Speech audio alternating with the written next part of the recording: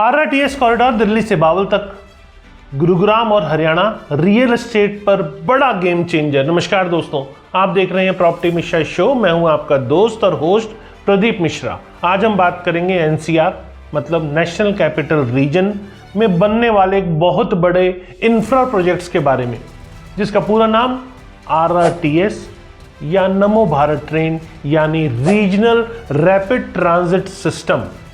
ये एक semi high speed rapid rail system है जो दिल्ली को एनसीआर के बिजी शहरों से कनेक्ट करेगा।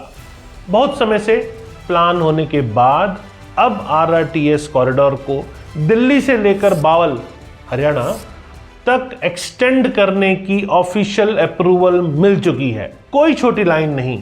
अभी तक प्लान ये था कि कॉरिडोर दिल्ली से दारूहेड़ा मतलब गुरुग्राम तक ही बने, लेकिन अब इसे बावल तक ले जाने का फर्स्ट फेज गवर्नमेंट ने स्वीकृत कर दिया है।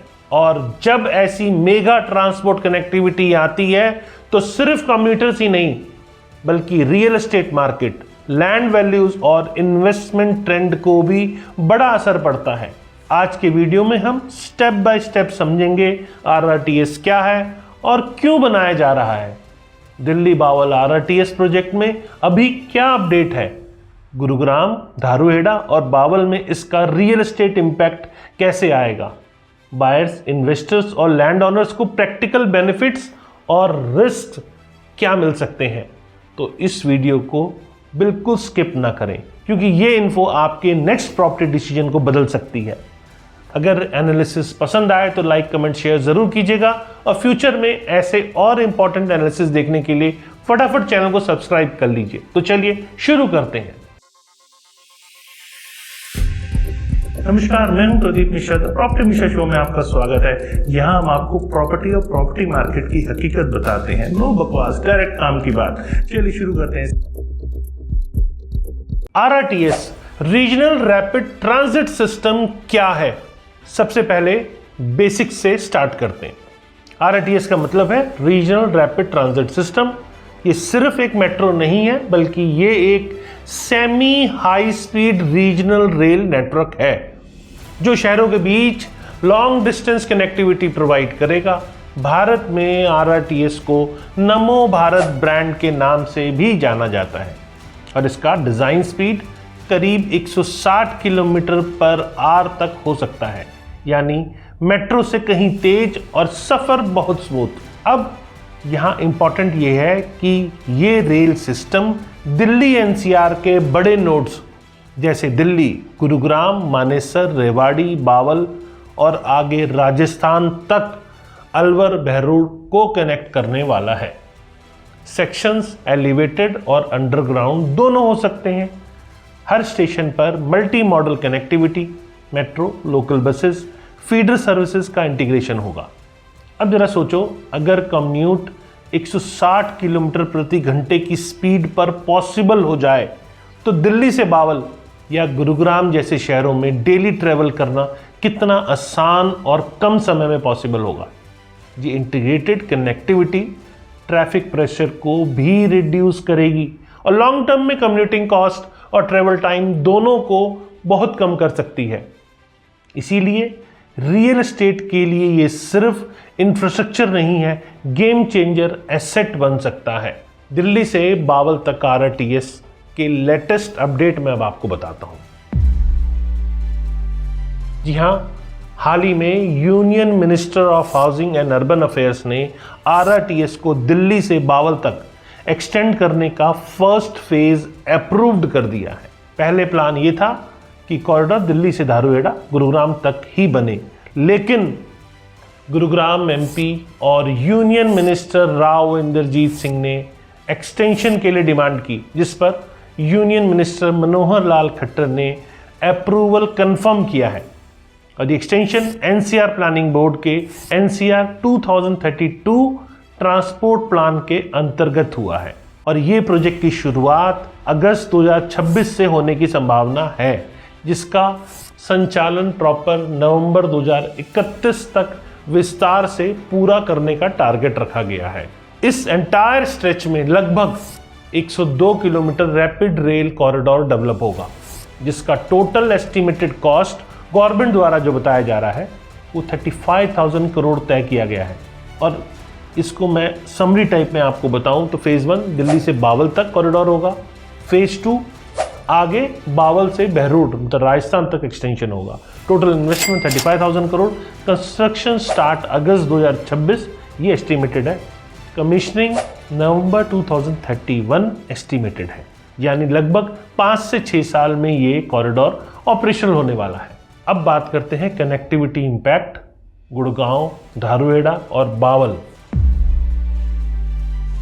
जी हाँ, रियल एस्टेट एंगल को भी समझते हैं। इस कॉरिडोर का सबसे पहले इफेक्ट किस पर आने वाला है? पहला, गुरुग्राम मिलेनियम सिटी। गुरुग्राम पहले से ही दिल्ली एनसीआर का सबसे बड़ा इकोनॉमिक हब है। आरआरटीएस कॉरिडोर से मेट्रो मल्टी मॉडल कनेक्टिविटी और स्ट्रांग होगी। Office space, IT parks, corporate campuses और लॉजिस्टिक्स हब से एक्सेस बेटर होगा। हाई स्पीड ट्रेवल से डेली कम्यूट अफोर्डेबल और फास्टर होगा। इससे डिमांड में अपटिक आ सकता है, स्पेशली प्राइम रेजिडेंशियल्स के अंदर। दूसरा, धारुहेड़ा। पहले प्लान में धारुहेड़ा तक इंपॉर्टेंट रीजनल नोड था और अब ये कॉरिडोर का मेन स्टॉप रहेगा। ये industrial workers, middle class commuters और मैन्युफैक्चरिंग वेयरहाउस एम्प्लॉइज के लिए आसान ट्रेवल बना सकता है। इससे अफोर्डेबल रेजिडेंशियल पॉकेट्स में डिमांड बढ़ सकती है। लैंड वैल्यूज थोड़ा स्टेबल प्लस पॉजिटिव मूवमेंट पा सकती है। बावल, साउथ हरियाणा, ये रियल गेम चेंजर, क्योंकि सबसे बड़ा बेनिफिशियरी होने वाला नोड है बावल। बावल एक बड़ा इंडस्ट्रियल और लॉजिस्टिक हब है जिसमें आईएमटी बावल, इन्वेस्टमेंट रीजन्स और warehouse industrial land aggressively expand हो रहे हैं। और जब आरआरटीएस बावल तक जाएगा तो कम्यूटिंग समय बहुत बड़ा मतलब ड्रास्टिकली रिड्यूस हो जाएगा। दिल्ली से बावल तक ट्रेवल टाइम फास्ट होगा। इसका मतलब इंडस्ट्रियल वर्कर्स के लिए ईजियर एक्सेस, डेली कम्यूटर्स के लिए time saving, investment interest in land और हाउसिंग प्रोजेक्ट्स, वेयरहाउसिंग और लॉजिस्टिक्स सेक्टर में इंटरेस्ट बढ़ना। ये कॉरिडोर बावल को साउथ हरियाणा का नेक्स्ट जेन ग्रोथ नोड बना सकता है। अब रियल एस्टेट इंपैक्ट की बात करते हैं। What it means for buyers and investors. जी हाँ, चीज बड़ी है, प्रॉपर्टी मार्केट पर इंपैक्ट भी ऐसा ही बड़ा होने वाला है। रेजिडेंशियल डिमांड चेंज हो सकती है। हाई कनेक्टिविटी एरिया में प्रॉपर डिमांड ऑटोमेटिकली बूस्ट होती है। आरआरटीएस स्टेशन के पास के एरिया में प्राइस एप्रिसिएशन की एक्सपेक्टेशन है। डेली कम्यूटर्स अफोर्डेबल डिस्टेंस पर रेजिडेंशियल पॉकेट्स पसंद करेंगे। कमर्शियल और ऑफिस स्पेसेस की बात करें तो हाई स्पीड कनेक्टिविटी से ऑफिस वर्कफोर्स का ट्रैवल आसान होगा। एमर्जिंग नोड्स में ऑफिस लीज और रेंटल्स पर पॉजिटिव इंपैक्ट पड़ेगा। लैंड वैल्यू एप्रिसिएशन की बात करें तो आरआरटीएस स्टेशन के मायने ये हैं कि land near station catchment usually appreciate faster. Investors आज से ही अपने उस एरिया में प्रॉफिट बुक करने के लिए कोशिश कर सकते हैं। फ्यूचर डेवलपमेंट की बात करें तो housing plus commercial lock in होने की संभावना बढ़ती है। ध्यान रहे, ऐसे इंफ्रा प्रोजेक्ट्स का इफेक्ट आमतौर पे 3 फेज में दिखता है: अनाउंसमेंट और अप्रूवल्स, कंस्ट्रक्शन पीरियड और ऑपरेशनल फेज। फेज 1 में अवेयरनेस और इंटरेस्ट बढ़ता है। फेज 2 में एक्चुअल वैल्यू अपस्टिक होती है। फेज 3 में पीक डिमांड बनती है। तो दोस्तों, प्रॉपर्टी बायर्स और इन्वेस्टर्स के लिए कुछ टिप्स दे रहा हूँ। आरआरटीएस स्टेशन के 3 से 10 किलोमीटर रेडियस वाले एरिया को वॉच करें।